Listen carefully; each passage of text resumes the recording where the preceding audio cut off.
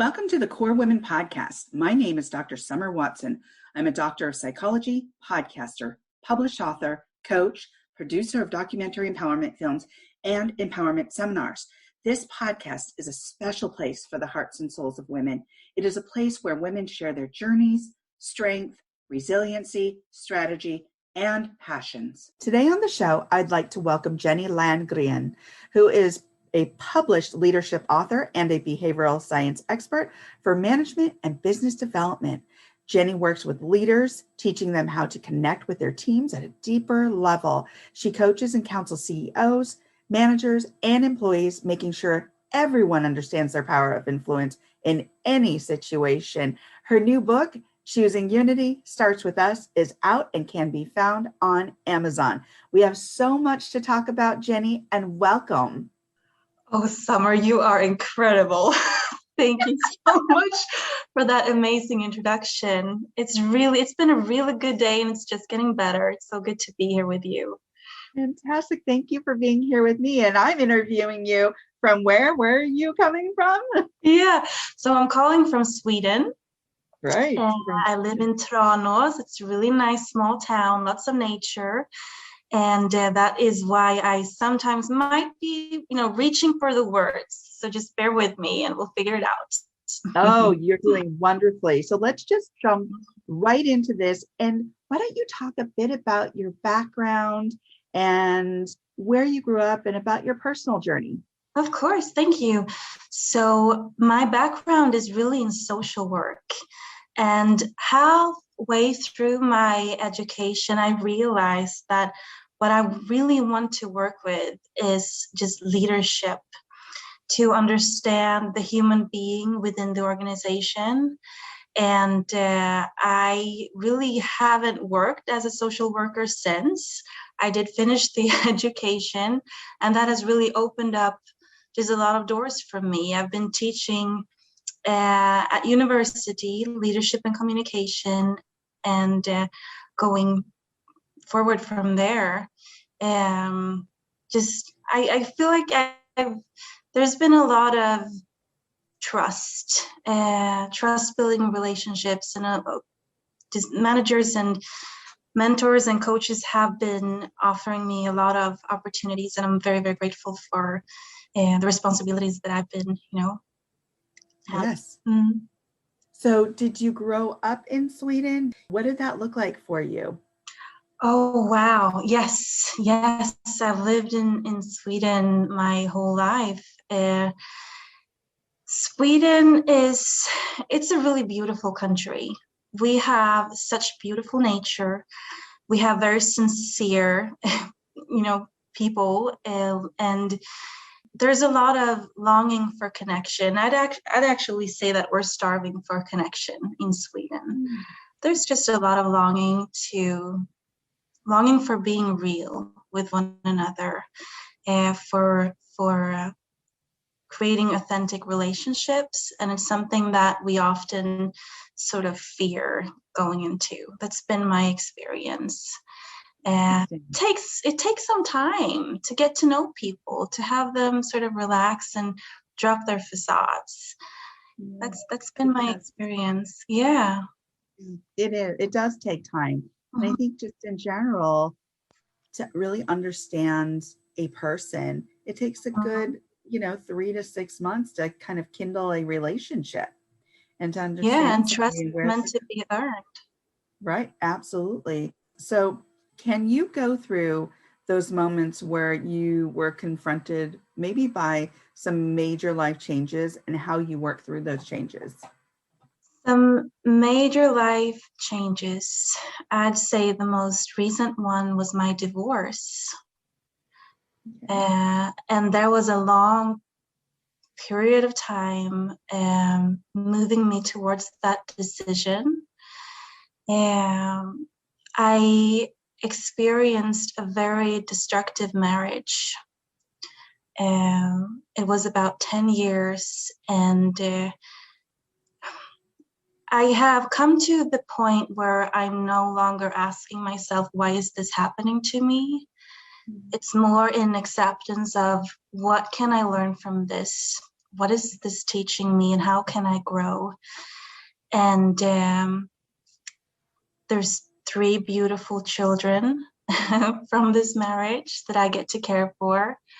And, you know, life is tricky. There's a lot to relate to and handle, and a lot of processes within myself that I've needed to gain clarity about, to be able to lead myself and make responsible, healthy decisions for myself and my kids. So I'd say it's been a journey of transformation for me to find myself and really own my yes and my no, to own my choices through this experience. I love that, because it really is a superpower. Choice is a superpower. And I think many times we tend to easily give it away, our power of choice. It's amazing, right? Yeah. And so when we realize that this is one of our superpowers, it is a gift, maybe we won't give it away so easily. Exactly. Like, we get to step into our power. And part of this process of making this big choice for myself to leave this relationship and go through this divorce was becoming conscious of where my mind was wandering. My mind, it was constantly in the spheres that I could not influence, like other people's decisions, their actions, you know, the environment. I was just constantly somewhere else. And as I started to draw my mind back into my own body, to be present with myself, to enjoy my day, to, you know, taste my coffee and hear the birds singing and enjoy just being present with myself, I started realizing all the opportunities that I do have to influence. So that that showed me how much joy there is before me. Like, I get to step into every day and enjoy it. Life is no longer about what I have to do. You know, it's easy to wake up in the morning and feel like, oh, I have to do this now, I have to do that. That kind of self-talk comes from a place of being in debt. And I understand now that I am worthy. I am not in debt. I get to receive. I get to receive my choices. I get to care for myself. I get to wake up this morning, you know, to do what is healthy, to do what is good for me, and to step into that power and that place of receiving and owning my choices as a gift in creating my life. It's so empowering. It makes me so happy to be in that space. Well, it makes me excited for you, because once you do realize that you can be present with yourself, you have choices, it is so empowering. When did you, because it seems like as you're talking about your journey, there's a lot of cycles, different cycles for you. And it makes me wonder, when did you figure out or have that aha moment that I need to change things and I need to start being present with myself? Because it sounds like once you did, once you had that moment, once you made that change, things started coming into alignment and you started feeling better and good again and realizing it's like, I can appreciate the moments. Right. So, oh, there's so much to talk about here. So really establishing healthy boundaries, when you start, you feel selfish. And the thing is that you get to do it anyway. You get to reframe self-care into being kindness that includes yourself. Yes. So doing the things that were good for me, even though it felt strange, even though it felt weird to establish those boundaries, to do it anyway. And by investing in that, it just becomes a second nature. So that's also about choice. It's about choosing it, even though it feels strange, you're still going to do it. And you really see the results. And of course, another thing was being the mother that I want to be for my kids, because they deserve a present mother, and they deserve a mother who shows them how to care for themselves by caring for herself. It's walking the talk. And I just get to own that. And looking back, having been through a destructive relationship, I know how easy it is to look back and, from a place of guilt, because you see choices that you made that didn't serve you or your children. And we love our children. On the other side of that emotion that is like difficult to handle, that sense of guilt that we can have, that I also can have, beneath that or behind that is our love for our kids. That's why we feel that way, because we love them. And that's that emotion, that's what we get to learn from. That's what's teaching us about ourselves, that we just love our children. And I get to look back and forgive myself for what I didn't know before I learned it. Yeah. I get to walk back and open that door and look into her eyes. Jenny, 28, Jenny, 29, Jenny, 20 or 30. I get to look into her eyes, and I get to see all the understanding and awareness and information that she didn't have at that point. And it's so healing to embrace yourself in that sense of self-compassion. So as I started treating myself with kindness and, being my own best friend, being there for myself, I was able to let go of a lot of emotions that were actually, keeping me stuck in that situation and move forward. It's a really good question. Thank you. Oh, no, thank you. I love what you said here. And it can be, and I'm going to go back to when you first started addressing this question, how you took yourself to a place where it was slightly uncomfortable. It was unfamiliar in regards to making these changes. And I get that, because it can be uncomfortable when we start making change in our lives. And there is this bit of, ooh, am I being selfish? And then you start compiling guilt onto that. And then it's like, wait, stop. You almost have to visualize this big stop sign in your head and go, stop, wait a second. Because really, if we're going to change behavior and patterns, there has to be a shift somewhere in our brain, our mindset, right? And then our actions follow that. But we have to make the choice to actually want to make the changes. Yes. So I loved how that evolved for you and how you talked about that. So thank you for answering that question. We did touch on a lot of different things there. So can you explain your passion for coaching and working in the business development and leadership arena? Yes, I'd love to. Just walking from this day, meeting clients who are stepping into their power. I have such belief in their capability.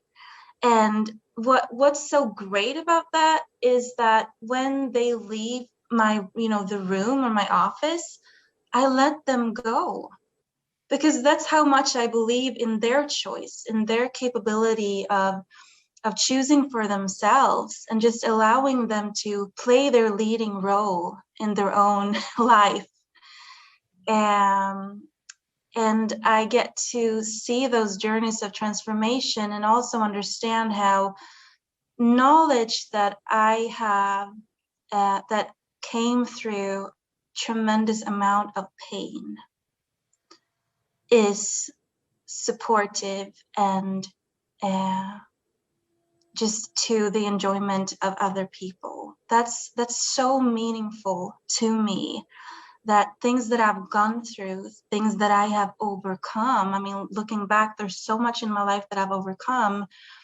Having that become lessons in my own life, I get to pay that forward, and inspiring that inward trust and belief in my clients and just in people that I meet. I mean, it doesn't take coaching to pay that forward. It's just, looking a person in the eye and showing them respect and dignity, curiosity and care, just that sincere presence when you meet other people in your job or through your business. It's so powerful to pay it forward. It absolutely is. And I think, as you had mentioned early on about being a model for your children and changing the way you approach and see life was really important for you. Well, the same goes in business and everyday life. And as we create our journeys within society and how that looks to other people, not that, and this is not what I'm saying. I'm not saying that we are creating a journey because of the way it looks to other people, but no, how are you modeling in community? What does that look like for you? And how do you want that journey to be? And what are you saying to other people along those lines and to your own kids by your own modeling? So I love this journey because you're so cognizant of that in regards to how you're modeling in community. And I think that's so important many times. Let's talk about your book, Choosing Unity Starts With Us. This book really comes from me being present with myself. I didn't sign out to write a book. I didn't wake up one morning and say, hey, I'm going to write a book and, it's going to take this amount of time and effort. I was just being present with myself and just putting into words what was coming up. So it's very alive to me. It's so in alignment with who I am. Unity is one of my main core values. And it offers a perspective of the choices that we do have in choosing unity, because in our business, in our daily lives, there's so much that can divide us. There's so many situations that can make us stop listening to one another and stop benefiting from our unique personalities. So this is a book for anyone who's sort of struggling to connect or create that deeper belonging with people who are different than yourself, for example. For any manager who sees this in their business culture, to become aware of the choices that we do have, and we're making them. The difference is that you get to become aware that you're making choices, and you get to make them so that they benefit your company culture, so that they benefit your personal life, in creating that deeper belonging with the people who you are blessed to be around.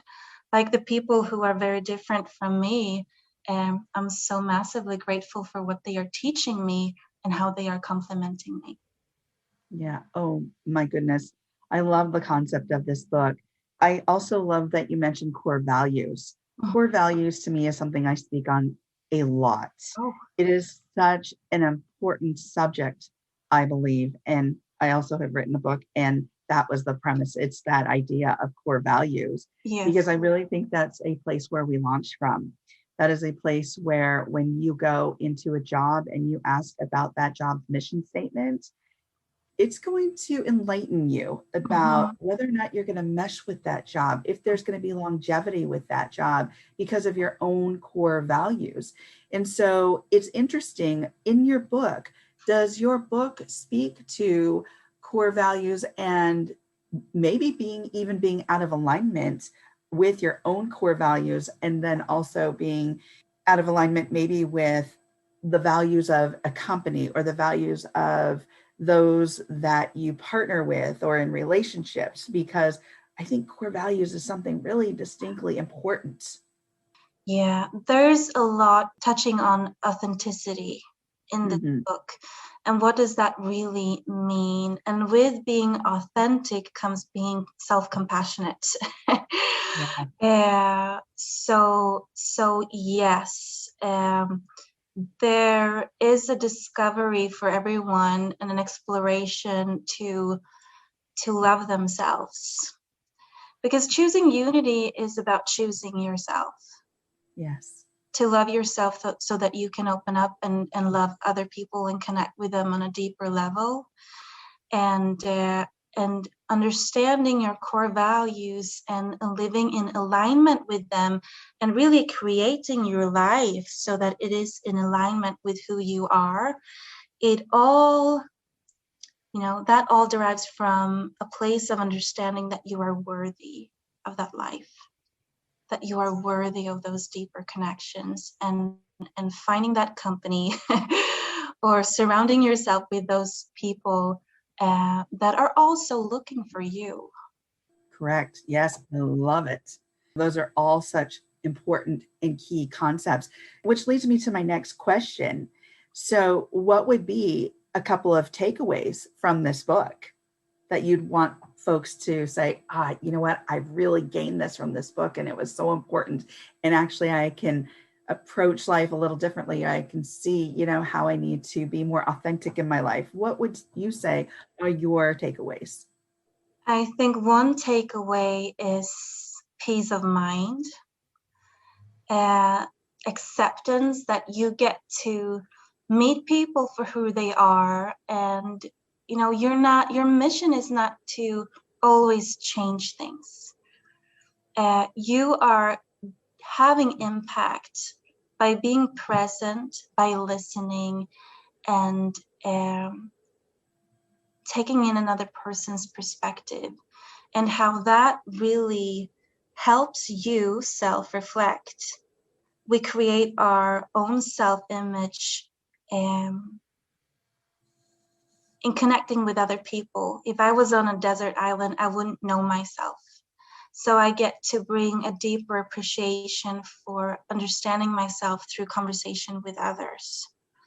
So there's that element of curiosity. And once you get curious as to what other people have to offer, even if it's so vastly different than your own perspective, you also start caring for them. So I think that a major takeaway is that sincere presence that comes from being curious and caring for the people that you meet. And that really brings you peace of mind in any situation, that you get to care for people. I really can appreciate that. And I love the mission isn't always to change others. Mm-hmm. That is so important. I think that this is one of the first interviews where I've heard that kind of idea, or it articulated that way. And I think that's so important, that our mission isn't out there to change others. It really is about doing some internal reflection and how we respond to the world, rather than just reacting, how we choose to respond and how we choose our journey and how we choose to live in the world. So I love this. This is so important for folks to hear. So my last question is, if you were to leave the listeners with some words of wisdom today, what would they be, Jenny? It would be the same wisdom that I would have given my 10-year-old younger self.